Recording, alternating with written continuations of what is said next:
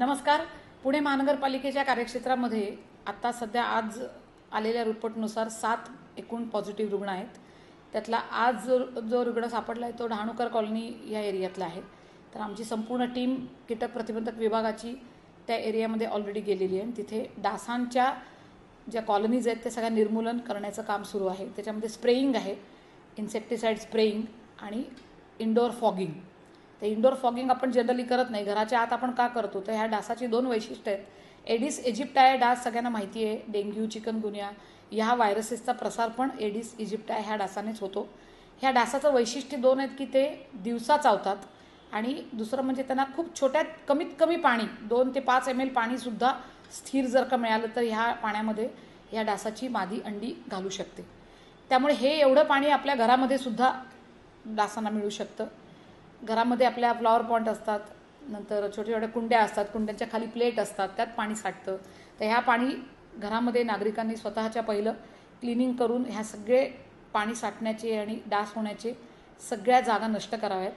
दुसरं, ह्या आजाराची लक्षणं अशी आहेत की ताप, थोडंसं जॉईंट पेन्स आणि रॅश वगैरे, काही रुग्णांना रॅशही येते.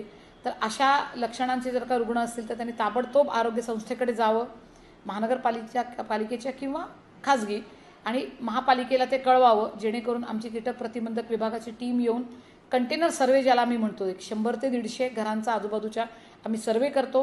तिथल्या पण डासांची ज्या उत्पत्ती स्थानं असतात ती नष्ट करतो. आणि तिथे जर काही सस्पेक्ट रुग्ण असतील, संशयित किंवा सिम्प्टमॅटिक असतील, लक्षणं असलेले, तर त्यांचे ब्लड सॅम्पल्स आम्ही NIVला पाठवतो. नॅशनल इन्स्टिट्यूट ऑफ व्हायरॉलॉजी जी आहे ती अधिकृत संस्था आहे जिथून आम्हाला रिपोर्ट येतो ह्या पॉझिटिव्ह पेशंटचा. झिका ह्या व्हायरसचा वाहक म्हणून एडिस इजिप्टाय हा डास काम करतो. तेव्हा माझं नागरिकांना सर्वांना हीच विनंती राहील की घाबरून न जाता फक्त डास निर्मूलनासाठी आपण नेहमी जे काय करतो की रेपेलंट लावणे, मच्छरदाणीमध्ये झोपणे किंवा अंगाला क्रीम लावणे, हे सगळ्या गोष्टी नागरिकांनी कराव्यात. विशेषतः प्रेग्नंट लेडीजनी जरा लक्ष द्यावं झिकाकडे, कारण का काही व्हेरियंट जे आहेत ह्या व्हायरसचे त्यांच्यामुळे गर्भाला थोडंसं इजा पोहोचू शकते. काही आजार आहेत मायक्रोसेफॅलीसारखे, ते आजार होण्याची शक्यता सांगितली गेली आहे. त्यामुळे त्यांनी थोडंसं ॲनॉमली स्कॅनकडे लक्ष द्यावं. 16 आठवडे, 20 आठवडे, ज्या आठवड्यात झाला आहे आजार, तर त्यात त्यांनी ॲनॉमली स्कॅन करून घ्यावेत सोनोग्राफीचे, की ज्या की बाळ सुदृढ आहे की नाही ते बघता येईल. आणि सर्व जे पेशंट 7च्या 7 आहेत प्रेझेंटली, ते सगळे OPD स्तरावरच ट्रीटमेंट घेत आहेत. म्हणजे कुठेही कोण ॲडमिट वगैरे नाही आहे. म्हणजे त्यांना आंतररुग्ण सेवेची काही गरज पडलेली नाही आहे. ते डॉक्टरांच्या आम्ही संपर्कात आहोत, त्या पेशंटच्या आम्ही संपर्कात आहोत आणि आमची कीटक प्रतिबंधक विभागाची टीमसुद्धा काम करते.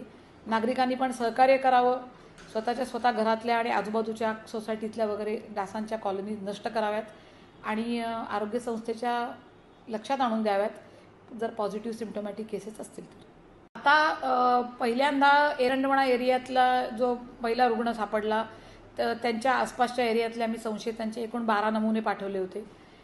कोद्रे वस्ती, हडपसर, मुंढवा या एरियातनं आम्ही 13 पाठवले होते. टोटल 23 ते पाठवले होते. आता डहाणूकर एरियामध्ये जो पॉझिटिव्ह पेशंट आपल्याला कळलेला आहे, त्यांच्या आजूबाजूच्या एरियातले जे संशयित किंवा सस्पेक्ट असतील त्यांचे काही रक्त नमुने आम्ही आज उद्यामध्ये NIVला पाठवू आणि त्यातून आम्हाला जर का पॉझिटिव्ह आलं तर त्याप्रमाणे पुढची कारवाई करू. अर्ली डिटेक्शन करणं हे महापालिकेचं सर्वात आता प्राईम पहिली स्टेप आहे की लवकरात लवकर डिटेक्ट करायचं आणि तिथले लगेचच डास नष्ट करायचे.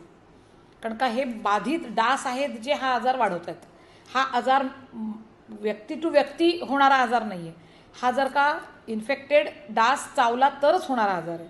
त्यामुळे डासांचं निर्मूलन हेच आपली टॉप प्रायोरिटी आता सध्या आहे.